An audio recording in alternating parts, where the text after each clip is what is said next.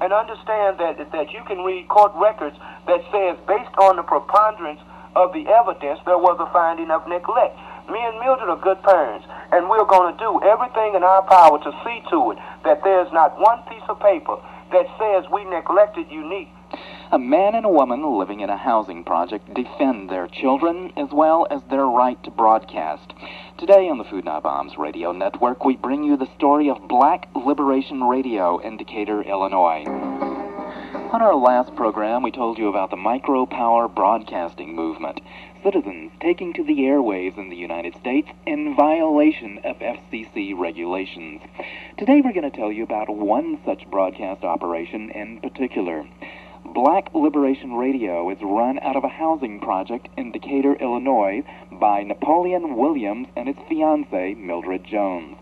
The couple's broadcasts have brought down upon their heads the wrath of local authorities. Napoleon and Mildred have endured a paramilitary-style police raid upon their home, the taking of a baby daughter from them by child welfare officials, and numerous arrests on a variety of charges, all of which have happened since Black Liberation Radio went on the air in August of 1990. Now, do you think their going after your children has something to do, is related to their inability to shut down the radio station? I know it has. You know, it has everything to do with the radio station. You know, you break up the family, you break up the radio station. It's as simple as that. So, the radio station, apparently, as far as the authorities and there in Decatur, Illinois are concerned, is a rather annoying thorn in the side. Yes.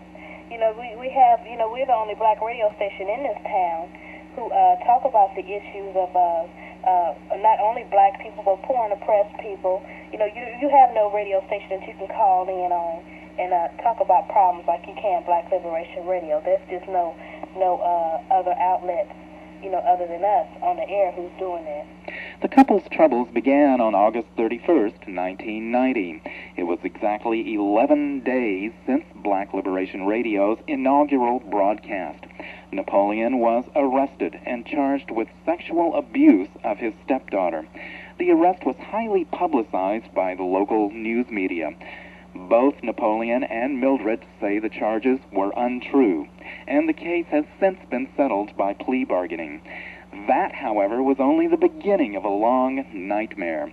2 months later, on October 13th, 1990, a law enforcement task force consisting of state and local police and Macon County Sheriff's deputies launched a commando-style raid upon the Williams home. They entered our house as almost as if they were a paramilitary group. As I said, guns were aimed at us. They actually had their guns out and pointed at you? Guns were at you and your family? Then 2-year-old daughter, Unique Dream, as she lay sleeping in the bed. Yes, guns were aimed at us. As a matter of fact, there was no knock. In other words, they used battering rams on our front door and our back door. Williams says the police were accompanied on this raid by State's Attorney Larry Victor. The reason given for the assault upon the Williams home? That Napoleon had been hired to videotape a contract taken out on 2 police officers. He was never charged. Okay, well, you know, it's hard to count officers when they are running around your house all dressed alike and everything, but we stayed close to 20 officers. We're not exactly sure on the numbers. To terrify a person, you only need one person with a gun aimed at you for no reason at all or for no wrongdoing on your part, and it's a terrifying experience.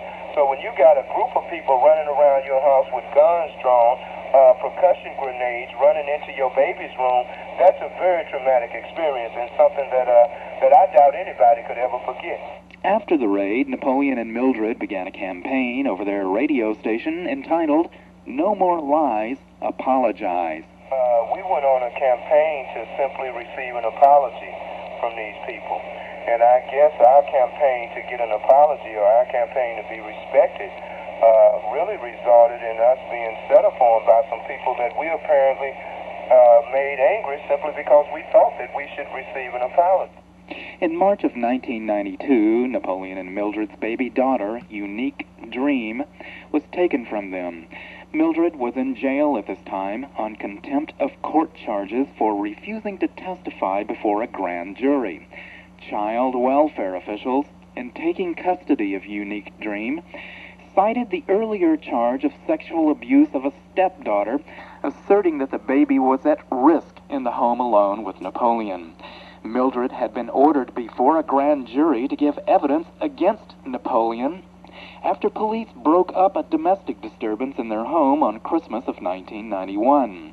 Mildred informed authorities she did not wish to press charges at the time. State's Attorney Larry Victor reportedly refused her wishes and proceeded with the case anyway. When she refused to testify before a grand jury or to accept a court-appointed attorney that had been chosen for her, she was jailed for contempt. Mildred's wishes were refused. In other words, the state's attorney brought charges against me anyway.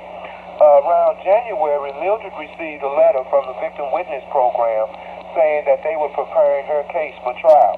Me, Mildred, and our daughter Unique went to the Macon County State's Attorney's office to the people who had sent her to the letter, where she made it perfectly clear to them again that she didn't ask for any charges to be brought against me. Those were not her charges, and she was not going to cooperate with them. Gave them the letter back and told them don't send her another piece of paper because she knew that they were only trying to destroy her family. A month later, Mildred received a subpoena to appear before the grand jury to give testimony about our domestic dispute. When Mildred appeared in the court building that day, she once again made it perfectly clear to the state's attorney that she had not brought any charges. After refusing to testify before the grand jury, Mildred Jones was charged with contempt. A court-appointed attorney was given her to represent her on the criminal contempt charge. Well, when Mildred goes down to the courtroom, the judge orders her to sit next to the attorney. Mildred says, that is not my attorney. I will represent myself. I don't even know that man. That's not my attorney. An argument issues out where it starts out where the judge is ordering Mildred to go over there and sit by her attorney. When Mildred refuses to sit down next to the attorney, Mildred is given 30 days in jail. Even though her mother's stay in jail was a short one, Unique Dream was never returned to her parents. Napoleon and Mildred occasionally get reports about Unique Dream from Child Services, but they have not seen their daughter in 19 months. We have not seen her as far as reports. You know, they send us reports anytime they, get around to it. In the first beginning, Unique was suffering from emotional problems. She was not eating and different things like that. Now, all of a sudden, they try to let us believe that Unique is a go happy child. She's just wonderful. She's wonderful in foster care and all this old stuff. We would not believe that for 1 second. These people are trying to cover their tracks and act like they protected our child, when in fact they're the one who has harmed our child. Well, as a mother, I was hurt, and the main thing, I don't see how things like this happen. You should have people you can turn to help you, but in this town, you don't have any leaders, any black leaders, or anyone helping anybody. So it's just like, I'm a mother fighting for her child all by myself. Mildred and Napoleon say Unique Dream was taken from them mainly at the behest of State's Attorney Larry Victor, the same Larry Victor who accompanied police on the raid upon their home in October of 1990. Like I said, he's been everything that has happened to us has happened from the hands of this man. Victor's office did not return our phone call for this program. Well, what is it about the programming on Black Liberation Radio that has angered local officials in Decatur so much?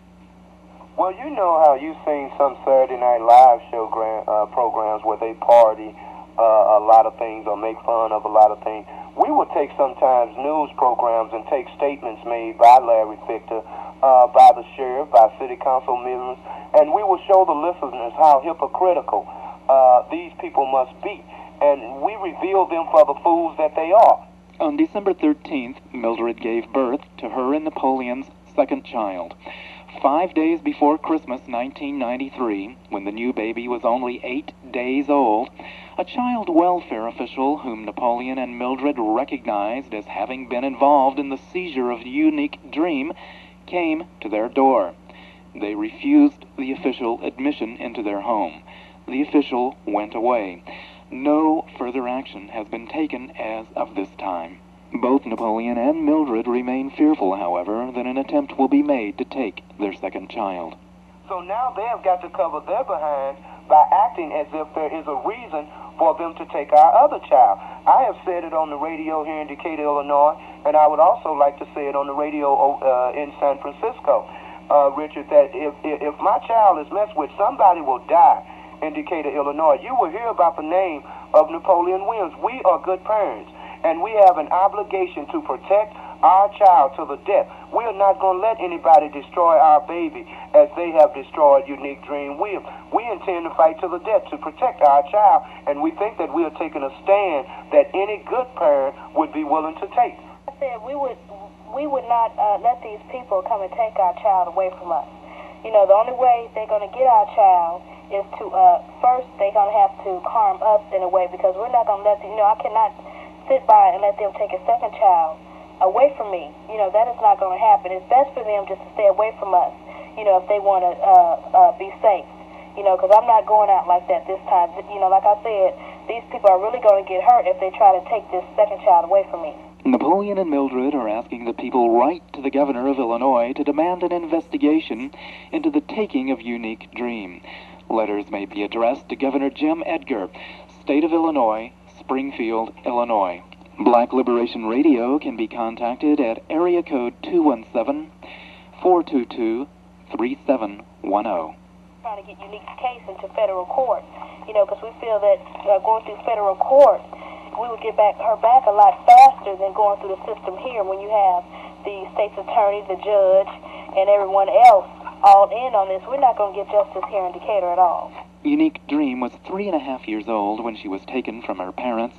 She is now 5. Meanwhile, Black Liberation Radio continues to operate in the housing projects of Decatur.